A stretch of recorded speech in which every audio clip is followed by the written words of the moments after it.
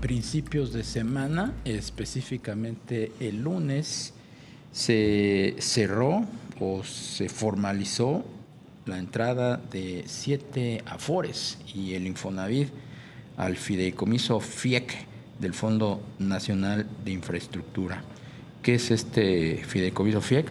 Pues es el vehículo en donde quedaron depositadas las acciones, los títulos representativos de las 13 plantas de Iberdrola que el gobierno del presidente Andrés Manuel López Obrador compró, de las cuales 12 de esas plantas son de ciclo combinado y una es un parque eólico, una operación arribita de los 5.600 millones de dólares que pues en parte se está financiando con deuda, en parte con capital, y en esta segunda parte, en este segundo tramo, el capital, pues las Afores y el Infonavit están haciendo una aportación de alrededor de 857 millones de dólares. El Infonavit aportó unos 50 millones de dólares en esta transacción.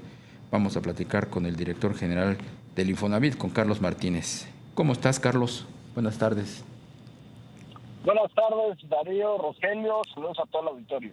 ¿Por qué el Infonavit entra en esta operación de compra de las 13 plantas de Iberdrola? Bueno, como sabes, hemos tratado en estos últimos años de diversificar nuestro portafolio de inversión. Tenemos un fondo de inversión que hoy tiene 722 mil millones de pesos, que está fundamentalmente en deuda gubernamental, y hemos tratado de aumentar nuestra exposición al sector de la infraestructura. Lo vimos como una buena oportunidad. Con esta transacción, el sector de la infraestructura pasaría a representar del 14% al 26% de nuestro portafolio de inversión. Y además es un proyecto que tiene, como decías, las 13 plantas, 12 ciclos combinados y una central eólica, y que tienen además una vida útil de 20 años al menos, y una de las plantas hasta 40 años. Tienen contratos garantizados con la Comisión Federal de Electricidad y por resultado una inversión muy atractiva para el instituto. Por supuesto, Carlos. ¿Y existe el interés en Infonavit, en el gobierno federal, de que este fondo de vivienda siga participando en otros proyectos de infraestructura independiente a esta compra de plantas de Iberdrola? Sin duda nos interesa seguir participando en la parte de infraestructura siempre y cuando por las estructuras que acompañen estos proyectos, las estructuras financieras, garanticen rentabilidad, sobre todo porque, como saben, todo lo que invierte el Infonavit tiene que tener un retorno para garantizar el pago a todos los ahorradores para la pensión, porque el Infonavit se complementa a las pensiones al final de la vida laboral. En este caso, por ejemplo, se ofreció un rendimiento de 9.93% en dólares, y la verdad es que es un rendimiento muy atractivo respecto a lo que se ve en el mercado. El trabajador, los beneficiarios del Infonavit, ¿se ven de alguna manera impactados positivamente con esta transacción, con esta inversión de 50 millones de dólares que hace el Infonavit en la compra de las plantas de Iberdrola? Sin duda, Darío, porque tenemos precisamente esta diversificación de activos y este rendimiento garantizado en dólares. Por ejemplo, ahorita que tenemos pues un periodo de apreciación del dólar, etcétera, pues son rendimientos muy atractivos ya cuando los transformas a pesos, y esto ayuda a final de año, con todos los ingresos que tenemos por estos intereses, a complementar el ahorro que damos a todos los trabajadores que no sacan un crédito. Exactamente. ¿Este fondo podrá crecer aún más, Carlos, para la operación de Iberdrola o otros o negocios ligados a la infraestructura? Fíjate que el fondo ha crecido en este sexenio de 146 mil millones de pesos en 2018, no sé cuándo llegamos.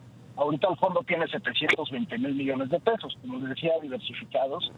Y la idea también es que al implementar o de aprobarse la reforma constitucional de vivienda que ha propuesto el presidente, más que crecer el fondo, buscaríamos destinar recursos también a la construcción de vivienda. O sea, se va a utilizar parte de esos recursos para la construcción de vivienda. Sí, o en lugar de seguir creciendo el fondo, digamos, ya no crecería y destinaríamos recursos hacia la construcción de vivienda. Claro. ¿Y este esquema para que regrese el Infonavit a la construcción de vivienda podrá iniciar ya desde el 2025, Carlos? Depende del tiempo legislativo de la iniciativa. Hoy, de hecho, en este momento lo está discutiendo la Comisión de Asuntos Constitucionales de la Cámara de Diputados. Y de aprobarse ya quedaría listo para su aprobación en la siguiente legislatura. Y si sale en octubre, noviembre, estaríamos listos para ya presupuestar recursos para 2025. ¿Hay otras inversiones que haya realizado el Infonavit en materia de infraestructura como esta? Bueno, como esta es la primera que se hace en esta magnitud, pero el Infonavit está invertido en algunas carreteras, por ejemplo, tiene títulos de PINFRA, etcétera. Se tiene también una parte de capital privado, donde estamos invirtiendo en la expansión de algunos parques industriales, y ahora llega esta inversión en infraestructura energética que nos parece muy importante. Claro. Carlos, pues como tú lo mencionas, ya pasar el proceso legislativo y después presupuestar la construcción de vivienda por parte de Infonavit, no sé si nos puedes platicar a grandes rasgos cómo operaría este esquema de construir casas y después pues ofrecerlas a los derechohabientes. Bueno, primero, la reforma constitucional establece que las viviendas que construya el Infonavit se tienen que destinar para un esquema en renta. Entonces, no van a salir al mercado o no se van a transaccionar en el mercado.